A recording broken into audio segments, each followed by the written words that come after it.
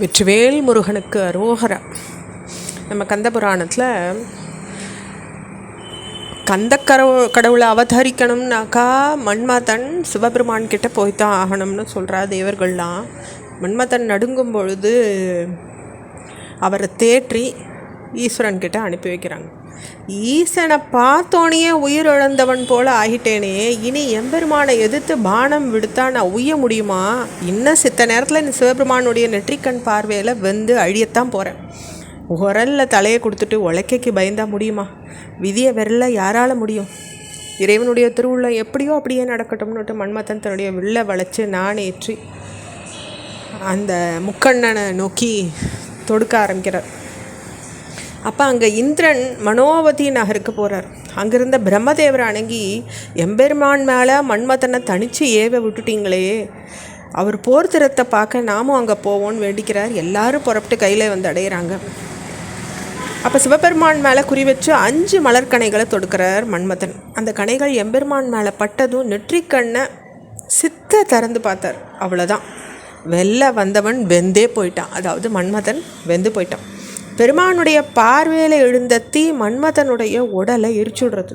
அதனால உண்டான புகை கையில் மேலே முழுசும் சூழ்ந்துடுறது. மன்மதன் சாம்பலாயிடுறது.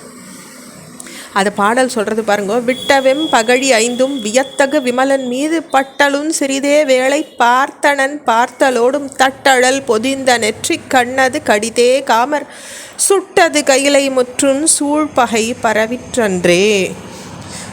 அப்போ அந்த சூழ் புகை பரவினதை இந்த பாடல் சொல்கிறது. அப்போ மன்மதன் ஒருத்தன் எரிஞ்சு தோன்றின புகை கையில் முழுசும் சூழ முடியுமா அப்படின்னுட்டு கேட்க வேண்டாம். ஏன்னா சின்னஞ்சிறு அணுவா ஆயுதத்தால் செதைக்கும் பொழுது கூட அதனுடைய புகை கண்டலம் எவ்வளவு பெருசாக வியாபிக்கிறது. இந்த அணு ஆயுதத்தை காட்டிலும் கொடிய ஆயுதம் இல்லையா அந்த அனங்கனுடைய பார்வை. எல்லாருக்கும் ஆசையை உண்டாக்குறது மன்மதனுடைய வேலை. சிவபெருமான் தாம் ஆசை அறவே கலைந்ததோடு மட்டும் இல்லாமல் ஆசையை அனைத்துலக்குக்கும் உண்டாகக்கூடிய அதி தேவதையை அழிச்சுட்டார். காமன் எரிஞ்சாச்சு. காமன் எரிஞ்ச போது எழுந்த புகை அரியநாதி தேவர்களை பார்க்கடலை கடைஞ்ச சமயம் ஆலகால விஷம் தோன்றினது போல இருந்தது. அதை பார்த்த நந்தி தேவர் மன்மதை எரிஞ்சுட்டான்னு தம்மை சூழ்ந்திருந்த கணங்களுக்கு சொல்கிறார். சிவபெருமானுடைய நெற்றிக்கண் மன்மதனை சுட்டுதுன்னு நினைக்காதீங்க. கருணாமூர்த்தியான அவர் மலர்கணையால் மயக்கிடலாம்னு நினச்ச மரச்செயலை சுட்டுடுத்து. அப்போ ரதி தேவி பதி இழந்த சோகத்தில் வருத்தம் அடைஞ்சு எம்பெருமான் கிட்ட வேண்டிப்பா கண்ணுதற் கடவுளான மன்மதனை மீண்டும் அவரே எழுப்பி தருவார். இந்த காட்சியை நீங்கள்லாம் பாருங்கன்னுட்டு முக்காலமும் உணர்ந்த நந்தி தேவர் தேவாளுக்கு சொல்லின்னு இருந்தார். அப்போ முப்புறத்தை எரிச்ச முக்கட்பெருமான் தன்னுடைய அடியார் மூவரையும் எரிக்காது விட்டது போல தென்றல் தேர உடைய மன்மதனை எரிச்ச எம்பெருமான் ரதி தேவியை எரிக்கலை. பக்கத்துலேயே தான் இருந்தாங்க ரதி தேவி. ஆனால் ரதி தேவிக்கு ஒன்றும் ஆகலை.